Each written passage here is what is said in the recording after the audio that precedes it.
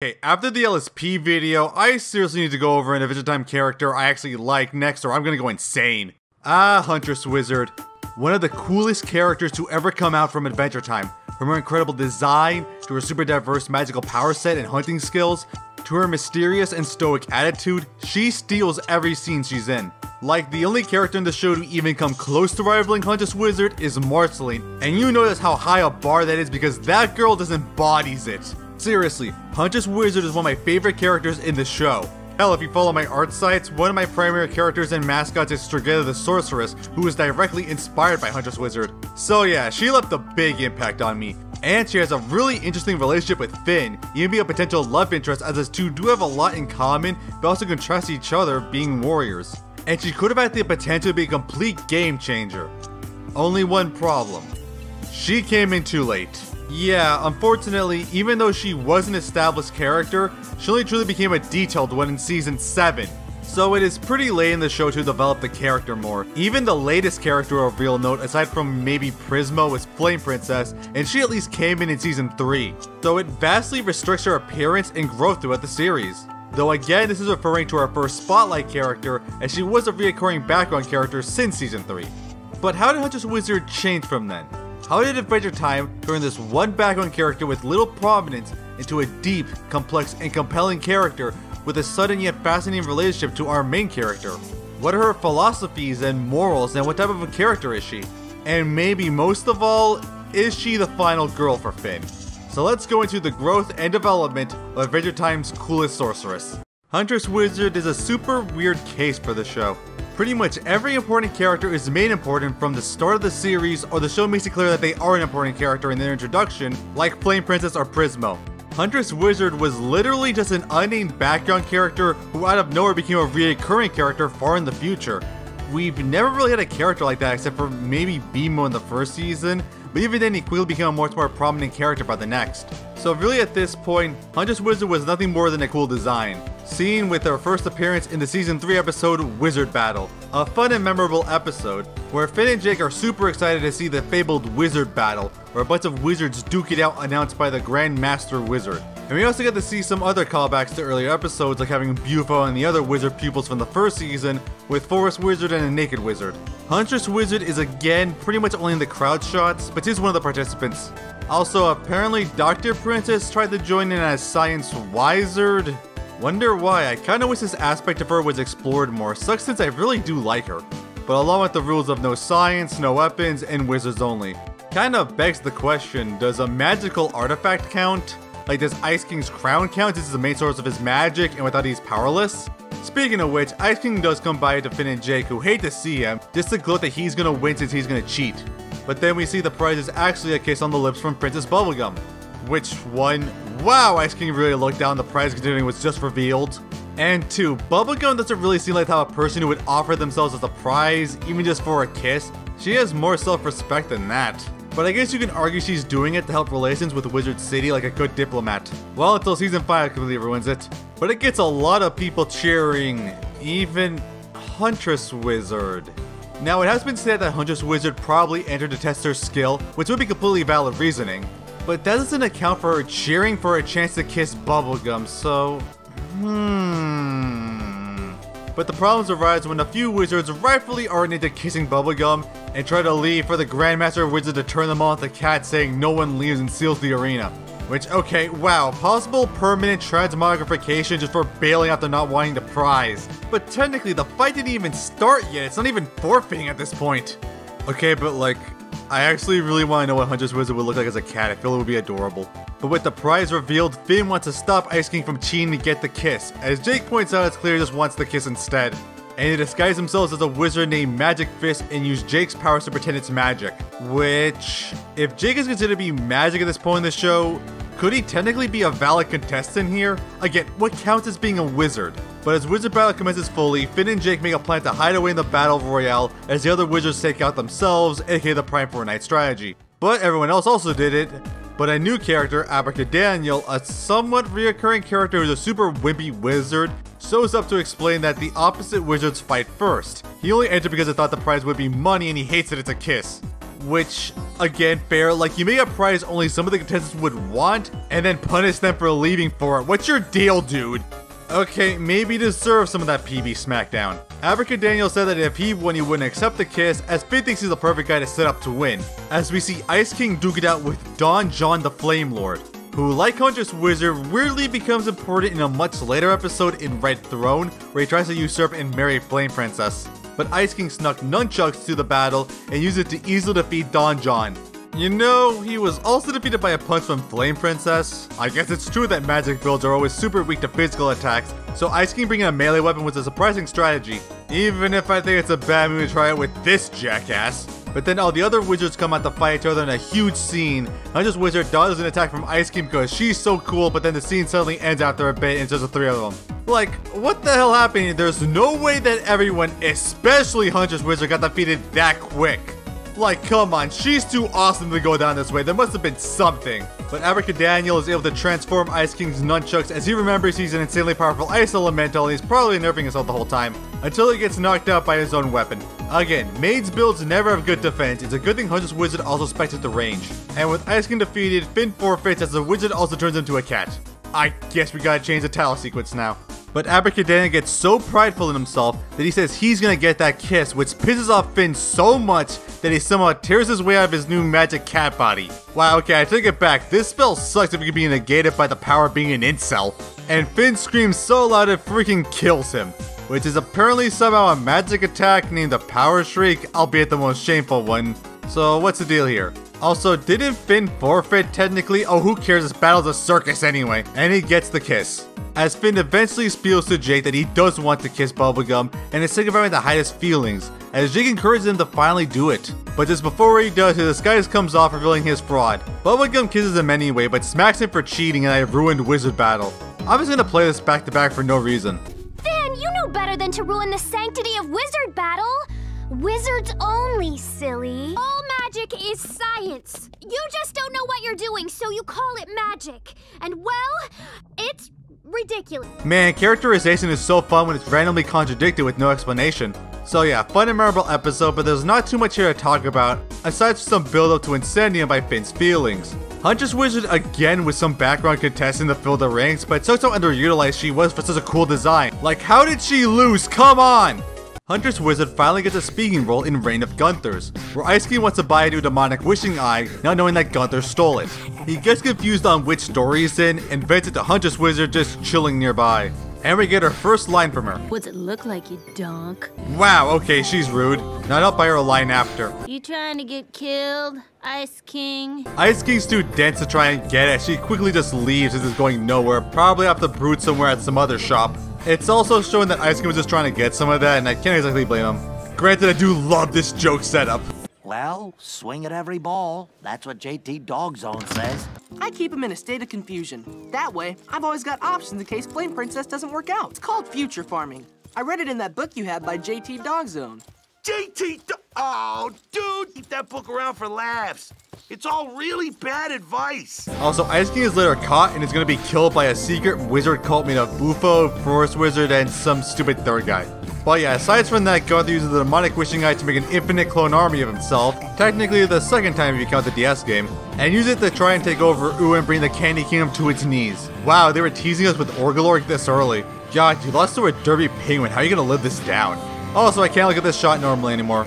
But Ice King comes back, somewhere surviving the cult, and finds Gunther stole his wishing eye, and gives him the most evil punishment. Bad. You know what you get now? Wank. That's right. You get the squirty squirts. Bad. Bad. I love how he was acting like a brooding teenager. But yeah, again, Huntress Wizard isn't important to the episode, but at least we got to know some more about her, having more of a brooding and standoffish personality, fitting well into her roguist-like design and demeanor.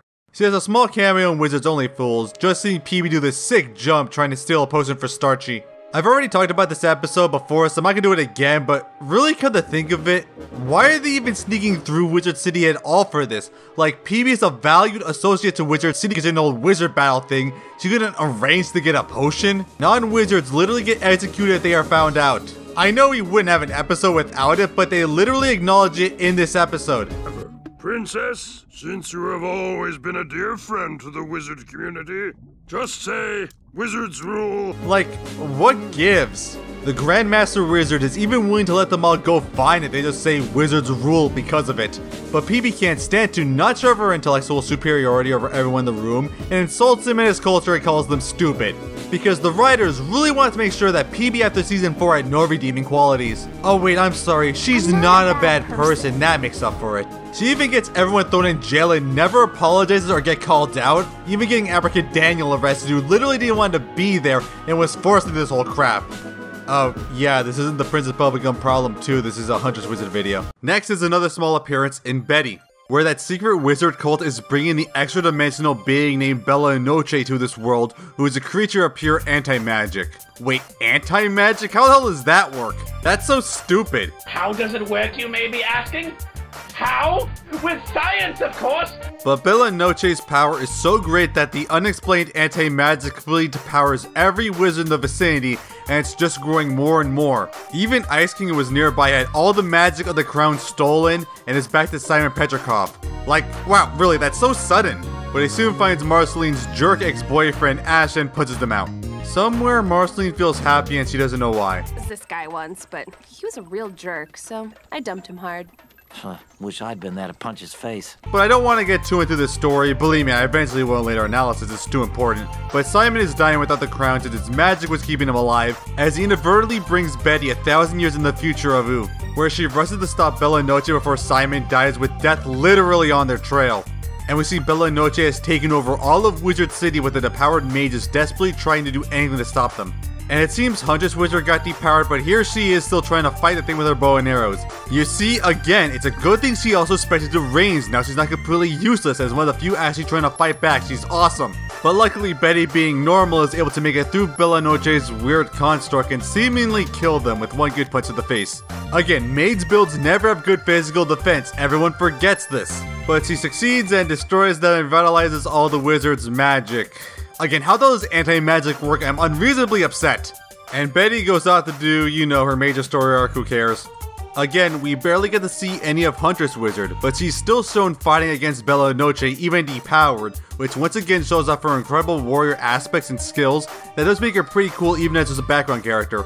But come on, I've been going at this long enough, time for the big episode. Season 7's Flute Spell. So Jake wonders where Finn has been this whole time after his fun little montage song, where Shelby spills he's been hanging out with a new lady that Jake thinks means he's got a new love.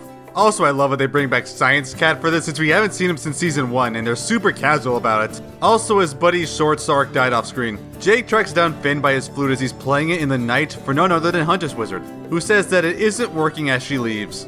Jake is ecstatic thinking Finn's getting with her. Want you to have a healthy relationship with someone cool. I mean, he could, but the writer sure as hell won't let him. But Finn explains they're working together, as Huntress Wizard needs his help to make a flute spell to summon the spirit of the forest.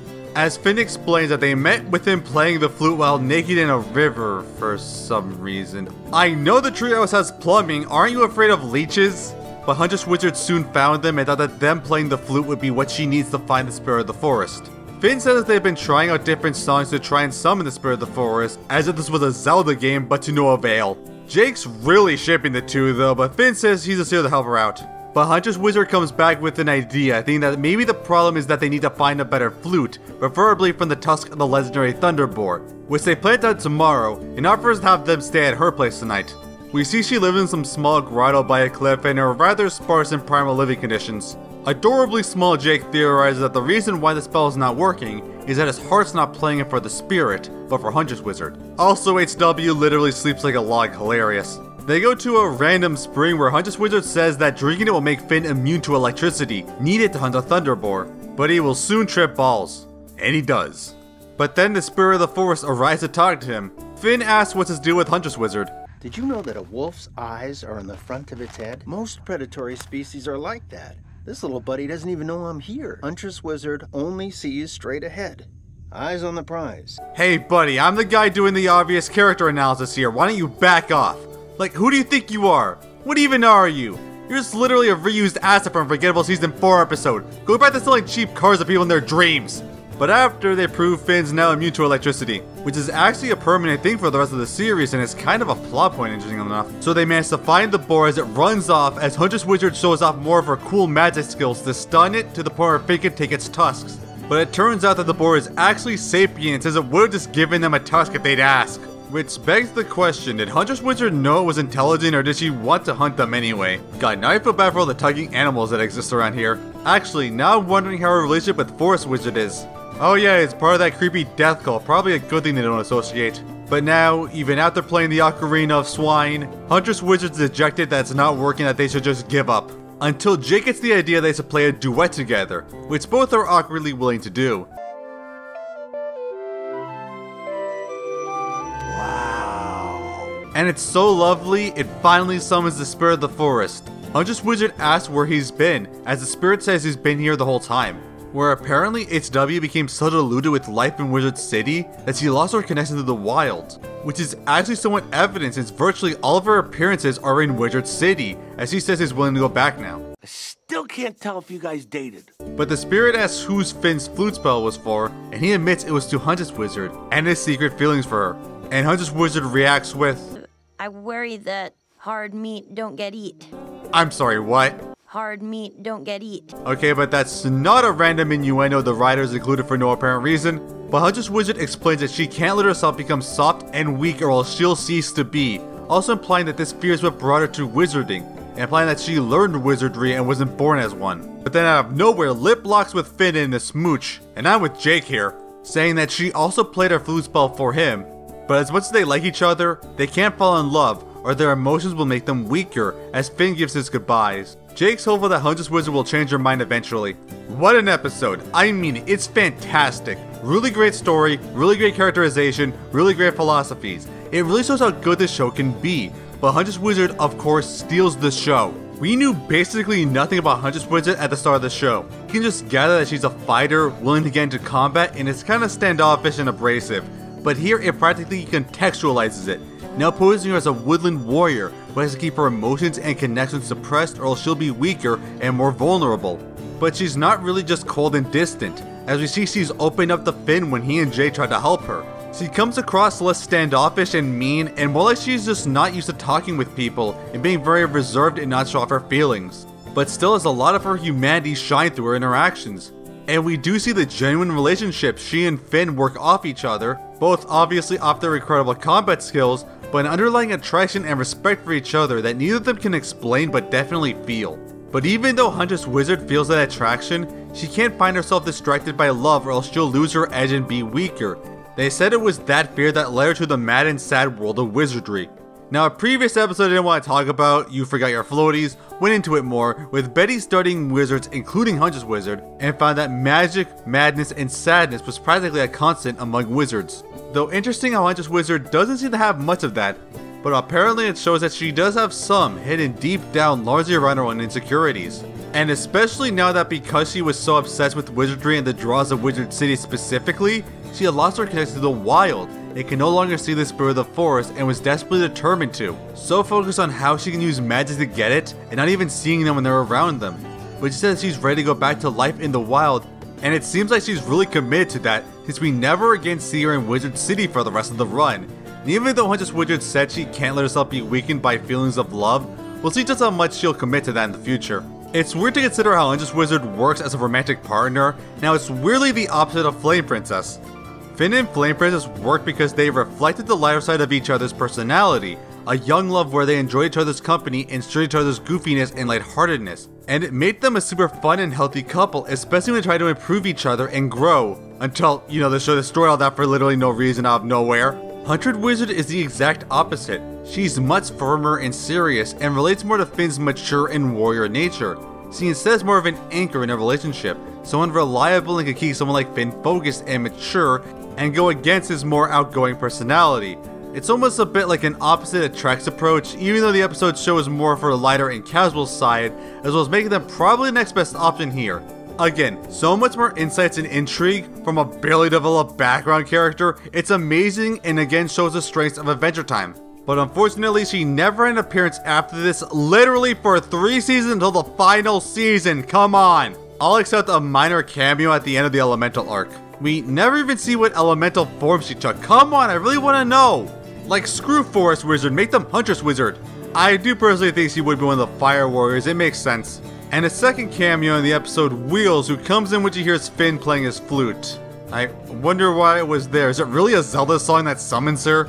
But yeah, okay, I can't even blame this on her coming too late. I know seasons 8 and 9 were packed with the island and elemental arcs, but you really couldn't put one actual Huntress Wizard episode here when you were super setting up her return? I think High Strangeness is worth the sacrifice, even if it did give me a ton of material in my Tree Trunks video.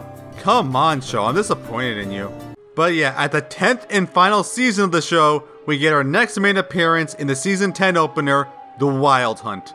Love the title card. Now for context sake, this is right after 3 buckets, where Finn's doppelganger Fern got corrupted by the Grass Sword's curse, and Finn inadvertently killed them, seriously messing him up since. And this episode is all about his trauma after, which is bad news because the Candy Kingdom banana goats are being terrorized by a huge weird banana sloth bear creature with molten fudge spit. I guess he's spiteful that they got him multiverses and he didn't.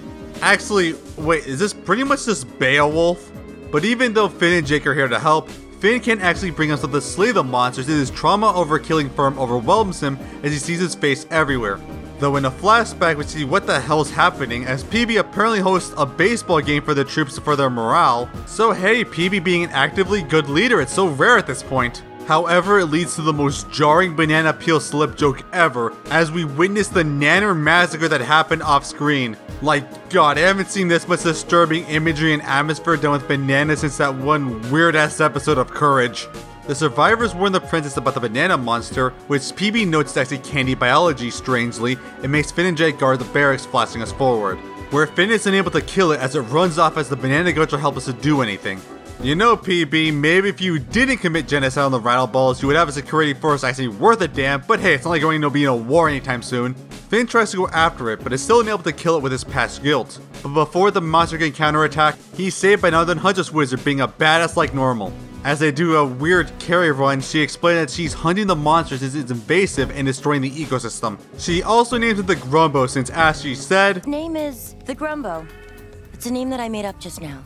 Because you can't hunt what you can't name. So yeah, really great use of Huntress Wizard here, now living more up to her name and hunting a huge monster with Finn. I love it. She's like the Artemis of Ooh here. She wonders why Finn faltered fighting as he explains his past trauma, as HW agrees to help him get past it if they want to win. And as much as HW is a stone cold warrior who doesn't give into emotions too much, she does have some great lines. The trail goes cold here. I mean, the fudge is still hot, but that squirrel dude just ate most of it. Though HW has some pretty keen intuition, saying that it sounds like Fern was already going down an evil path, and he inevitably would have to do what he did. She also says, sounds like he was a bad version of yourself that you had to destroy in order to become an even tighter version of yourself. Does that sound about right? Which again reinforces her warrior nature more, that she even sees such a harsh and traumatizing moments as a vessel for personal growth and hardening oneself. But they track down the lair of the Grumbo as Huntress Wizard makes a plan of attack, as Finn tries to force himself through his trauma as they try to attack while the monster is sleeping. As we get probably Huntress Wizard's coolest scene in the show, fighting the monster with such great animation and shots, able to bind the beast single-handedly, but Finn still can't bring himself to kill it. Which again lets the creature escape and knock around our heroes. Gotta say, I freaking love Huntress Wizard's expressions in this episode, and Finn gets, oh Jesus, that's brutal. Maybe this is why he doesn't seem to have any children in the future. Someone got hit in the boing lines. Hit in the boing lines. Boing lines. But Huntress Wizard has one more trick where she willingly lets the Grumbo attack her, refusing to move as Finn has to force his trauma to adapt, instead now seeing Fern and Huntress Wizard that he has to stop their death instead, and runs to stab the thing in the underbelly, killing it just before it reaches her. Gotta say HW, that was quite the risky gambit, but hey, it somehow worked. Eh, who am I kidding, she's too cool to die from that. Unfortunately, it also cost him his Rattleball sword, but at least he got a cooler one after. I swear this kid loses his swords almost as much as he loses his limbs.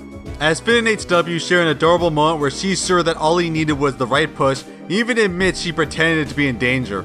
Even sharing a kiss, so again, even as much as Huntress Wizard wants to stay strong and avoid falling in love, even she can't help but give in.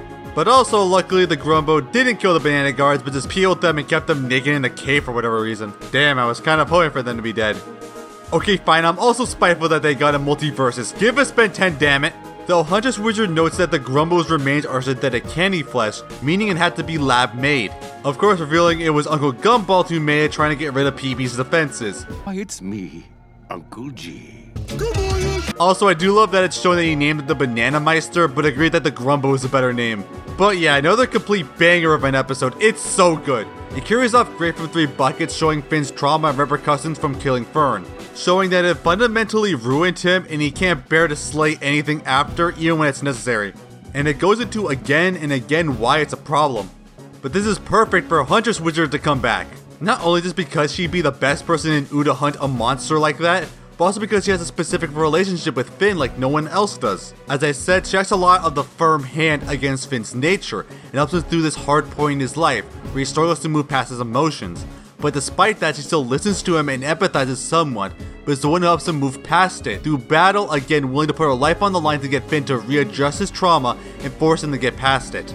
Again going further into her philosophy that to push past her weaker emotions to become a stronger person, and does inadvertently help Finn through it. Granted, in real life this would be different, but we can ignore that for now. But also again, how much Huntress Wizard completely steals this show in her appearances, with her magic and skills being so effortless, and how cool she was during the fights with the Grumbo. It makes me pissed off this was pretty much her coolest scene in this show, because she legit gave us some of the coolest action in the entire show. I'm just imagining how cool it would be if she had time to give us more. And it also reinforces the relationship at the end, of course, where she acknowledges Finn's super in love with her and they kiss. But also the Huntress Wizard helps Finn through his issues, again being that steady hand in his time of need when he's so emotionally distressed, giving him advice and helping him move past it lovingly. Again, a super healthy and compelling relationship. I love it. Again, I seriously wish we got more episodes with her because she always steals the show. But we get to our final Huntress Wizard spotlight, unfortunately. 17, where Finn is finally turning 17. Wait, God, in season 7 it was just 1 year? Jeez. But hey, if Bent and Omniverse taught us anything, Cartoon Network will never let their protagonist reach adulthood, no matter how much it messes with the timeline. Except of your regular show, that's a weird exception. Where he's having a party in the Candy Kingdom Castle, where he got all his pals, PB, Marsley, and even Huntress Wizard. It's so weird to see her here. Again, it's like she's either in Wizard City or the Wild, but it makes no sense she'd come to the party. They give out some gifts as Huntress Wizard gives hers. I got you a present too. It has emotional and metaphorical significance. Wonder what it is. It's an elk's heart. Oh, cool. I don't have one of those. I love this girl. But the party soon gets crashed by this imposing figure soon named the Green Knight, who arrives with the gift of a green axe that I swear to God was in Terraria, but they need to play a game for it, where Finn has to strike him with the axe and he will strike back with the same force. Yeah, if you can't tell, this is a direct allusion to the King Arthur story, Sir Gawain the Green Knight, which is practically the same as this. God, the previous episode was Beowulf and now it's King Arthur? What, if Huntress Wizard got another episode, would it be Robin Hood? Actually, why isn't it? It works too well for her. Finn thinks it's just an elaborate birthday prank like in his first birthday episode and goes for it. But no, Finn straight up decapitates him as Jake soon comes showing no, it was all real. But like the legend, the Green Knight isn't dead and picks back up his head, and by the rules he now has to strike Finn with the axe as well. Everyone goes to defend him, but he puts up an invisible shield as everyone confirms. Might have an invisible shield, but I'm not sure because it's invisible. Owie! Yes, it's an invisible shield. What are the specifics of this thing? It even seems to block magic. Is it an anti-magic field generator? No magic will touch you, and it's all thanks to the Dr. Insano anti-magic field generator kit. An invisible shield. I've got a device for the dissolution of invisible shields. You just got that on standby? The Green Knight says he's not going to stop till they finish their game, but Finn makes a deal that since they got so many other games set up, if Finn wins he doesn't get decapitated and they gotta answer some questions. But the Green Knight expands his shield that pushes everyone away and stops Finn from hearing them. They play a sort of ball throwing game, but the Green Knight cheats with his horse and powers, but Huntress Wizard is able to see how he did it thanks to her Huntress Vision, which isn't explained if it's just her keen sense trained by being a skilled hunter, or if it's an element of wizard eyes. So she knows he's cheating, but they can't tell Finn. Finn wins the next game, but the Green Knight didn't even compete, so he's up to something. But it seems it was just to make Finn egotistical to make the Green Knight pick the last game, which he picks arm wrestling, which Finn thinks he can win with his robot hand. But they're surprisingly evenly matched until it's revealed. Hey, birthday! I know. It's my birthday too. But Fern's about to get his revenge until suddenly he's told to stop by the horse, who deactivates the shield to give us another great Huntress Wizard moment. Finn! I love you, Finn! Quick, eat this elk's heart. as it's revealed to be a plan by Gumball, who resurrected Fern from his remains, now as his right hand in similar manner to PB with Finn, who calls out that she left them as candy for years. No, you were happier as candy people. Oh, you do not get to say that shit! But they do seem happier now. So unburdened and pliable.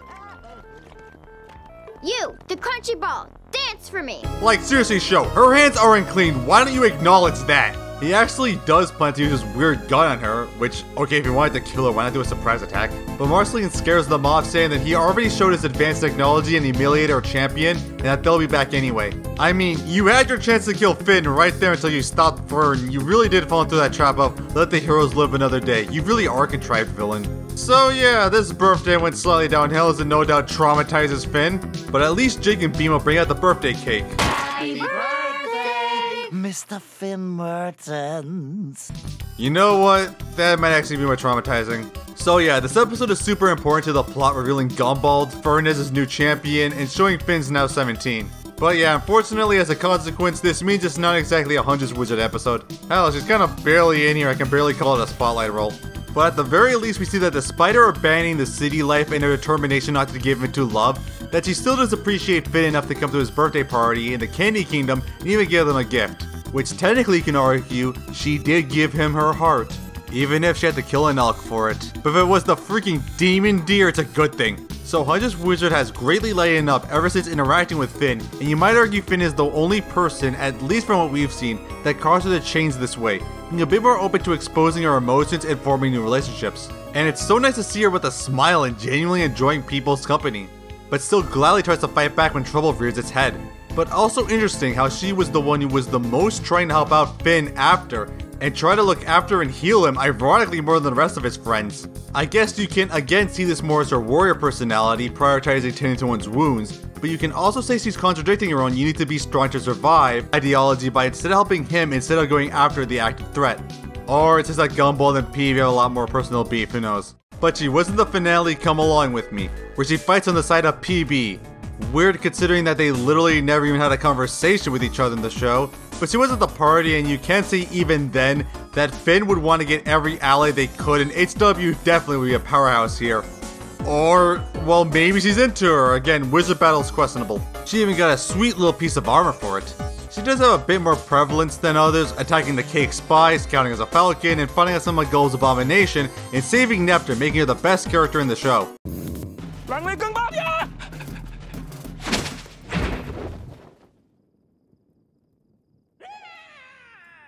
And joining in on the song to weaken Gulb and play out the rest of the plot.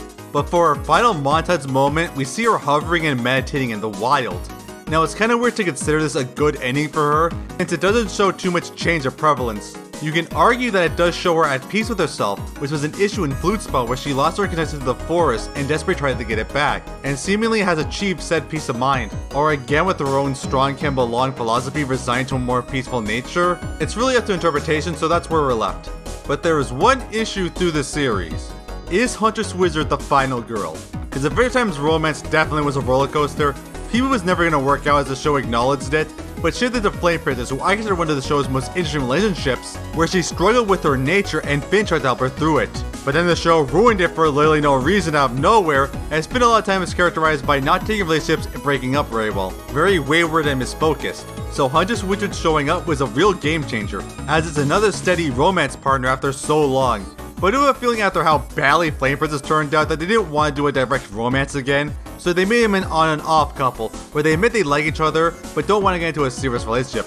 As Huntress Wizard had the excuse that she can't let herself be burdened by love and emotions, or she'll become weak and lose herself. But she still broke that again and again in later episodes, showing and sharing her love for Finn. And as I said, they have a surprisingly good dynamic, where Huntress Wizard contrasts Finn's goofy and immature nature with her steadfast and stonewalled attitude as a great anchor to him. Also respecting each other as warriors. I said it was almost the opposite of Flame Princess, and it really does work as it's a new type of relationship that the show never did before. And I am into it. If Flame Princess didn't work, then I'm for this, especially with how cool and interesting a character Huntress Wizard is. But we do have some evidence to see where this goes. Yeah, unlike a lot of the previous entries, she actually does have some notable stuff post-series. Notably in Fiona and Cake. So after the unknown time skip, I'd say about 15 to 20 years have passed since the ending of the series, and Finn's a full-grown adult. He largely hasn't changed, but without Jake, we see he's internally struggling a lot and trying to relive Jake through some of his kids. However, he does take Simon to an ancient and really pretty looking grove that he said Huntress Wizard told him about that's incredibly old and sacred, showing that they still are in contact with each other all these years. I will never get over that Adventure Time has actual gore now. Finn even says he's going to stop and see Huntress Wizard as he and Simon go separate ways, showing that even now he still stops by her. Now, it's definitely a stretch and more headcanon, but I do think they are together. The series was building towards the two of them near the end, but I think they're in a flexible and passive relationship. Like they're not married to each other, but still are often a part of each other's lives. I think something like Jake's relationship with Lady Rainicorn, that they're not married and don't live together, but have an intimate relationship with each other. In a way, it would fit Huntress Wizard's idealism that they can't fall in love and commit to each other, so having a more passive and side relationship would be a way to get around that somewhat. I really feel like something like this is happening. We even see herself in a brief part of Prism of the Wishmaster is in the woods. It doesn't look to have changed at all. Either she has some sort of magical immortality, or maybe the creators didn't want to bother with the new design, I don't know. But there is other proof in a later episode. In the episode after, Fiona, Kik, and Simon end up in Farmworld Dimension. After the events of Crossover, where the Lich was stopped and Finn was cured from the Ice King's affliction, now becoming a local legend. But unfortunately, Big Destiny's gang took over in the power vacuum and practically made what looks like a raider state. But Farmworld Finn has become an adult in the meantime too, as a buff farmer and now single-handedly raises half a dozen kids. Now, it's a bit hard to tell, but it isn't playing out with this universe's version of Huntress Wizard. There are some details like the perpetual stew that Finn and his family eat is known as Hunter's Stew. But especially that one kid of his has brown hair and green cat-like eyes, which does really indicate that Finn and Huntress Wizard got together. Now you might say it doesn't look enough like her to be warranted. Well, that gets proven in the next episode. We're in a messed up alternative world where Simon was killed by the vampires and Marceline instead was raised by the Vampire King, who uses the Ice Crunch to create never-ending clouds to stop the sun as all of humanity is nearly extinct. Yeah, this gets messed up. But we see the last resistance fighters made of alternative bubblegum, who I feel really shouldn't exist in this reality, honestly. Alternative Martin, who's actually a really decent guy in this world, and most importantly, a girl named Huntress, clearly a parallel version of Huntress Wizard. Which kind of begs the question, does this mean that Huntress Wizard was a human before being magically altered? Could be really interesting. Love her design actually, it's really cool, and of course she's just as awesome in this world. But they have one last Hail Mary against the vampires, where PB and the others set up garlic bombs to force the vampires out of their lair as Hunter sneaks in to try to shoot the crown off the Vampire King. And it seems to be going well until... Oh, that's unfortunate. Is this kind of the score of my comfort character? And well, this world seems to be just as screwed after this, so this is kind of a downer ending. Maybe we'll get another universe in Season 2 where Huntress Wizard is A-okay and she and the other underutilized characters have satisfying endings. We'll see. Oh yeah, there's also Hunter, her normal world counterpart, but honestly it really didn't do anything. Still nice they added him. Huntress Wizard. Like really, is it any secret to why she's one of my favorites? She's one of the show's coolest characters, with a great design, elusive mystery and atmosphere all around them. They have a certain level of mysticism, unlike virtually every other character, that you feel their presence whenever they show up. There's really no other character like them. We never really get to know their past or origin, and it's at best theorized with what little we got. But it actually doesn't detract from her character, but instead makes her feel like a literal force of nature, a mysterious embodiment of the wilderness, really like an Artemis of Ooh. And of course her relationship with Finn was incredibly interesting and surprisingly well developed, both having an intimate respect and attraction for each other, considering them awesome fighters and finding the type of humanity in both of them. Finn being the person to try to get Huntress Wizard out of her stonewalled and cold personality, obsessed with being nothing more than a strong warrior, and Huntress being a steady hand to help Finn out when he's emotionally vulnerable, and support him through his issues and trauma. They support and help each other a lot, and it's a functional relationship. If Flame Princess had to be removed for whatever freaking reason, I am all for this going on in the future. And the show implies it's gonna be that way. Plus, he's just an interesting character. Again, being a forest warrior with enough creative spells and skills in combat lead to some of the coolest sequences of the show, while also hides his inner vulnerability of striving to be stronger, feeling that she can never let herself feel weak, and did whatever she could to focus on magic in the life of Wizard City, but ended up losing her main self in the process. But even still decides that she can't commit to love or else it will make her weak. But she also reinforces and breaks that, having a what doesn't kill you makes you stronger mentality, and uses that to help Finn through his trauma through combat when it was sorely needed in the Wild Hunt. But also Finn helped her a bit, We're willing to expose her more emotional side and lighten up and enjoy herself again, even if it might mean being weaker. She is such a great and fascinating character that I really think she's up there in terms of Adventure Time's interesting and compelling characters. But there's the problem. She wasn't given focus until it was practically too late. I will give Adventure Time credit that they elevated a side character with virtually no development into such a great and fascinating character. And it shows how good the show can be at characterization when it tries. But when this change happened in season 7, it makes it hard to do anything with it. Especially since the later seasons spent so much of their runs dealing with story arcs that it's hard to have time for some more character spotlight episodes. Even Huntress Wizard missed out through all of season 8 and 9 and only did anything in 10. And it is somewhat understandable since those seasons were so focused on their arcs and didn't have too much room, but it's still bad. As cool as her moments were, she really could have had the potential to be so much more. There's so much unexplored relationships, conflicts, and scenes that could have really elevated the show and characters. But she just came in too late to do any of that. One of the coolest characters, barely given the chance to shine. Man, how come all of my favorite characters keep getting done dirty by the show itself? What gives? Again, I just imagine how good more Huntress Wizard episodes would be to explore more of her character, abilities, philosophies, and relations with Finn or hell other characters since we barely know anything about them. It just sucks to see such a promising character not given the screen time they deserve. But at least in her favor, she did have somewhat of Roland Fiona and Cake, implying that the show still wants to do more with them. And I'm all for giving her a new life in the new series, and here's hoping she gets an episode to herself in the next season. You know, it really does suck that she only had practically small cameos and only 3 main appearances in this show. Oh wait, what about the games? And Finn and Jake Investigations? Tell you what, if you want my chips, you better get me a snack. Like a pizza with anchovies or something. Oh come on, it's just Marceline, you're not fooling anyone. Bella Noche is a being of pure anti-magic. Really? An anti-magic field? Oh, you just pulled that one out of your ass, didn't you? So why can't they just use magic to overpower the guards or to summon the goddess of ice to blow the door off the hinges? There's a anti-magic field. Oh, of course! So someone just invented that, huh? How the hell does that work?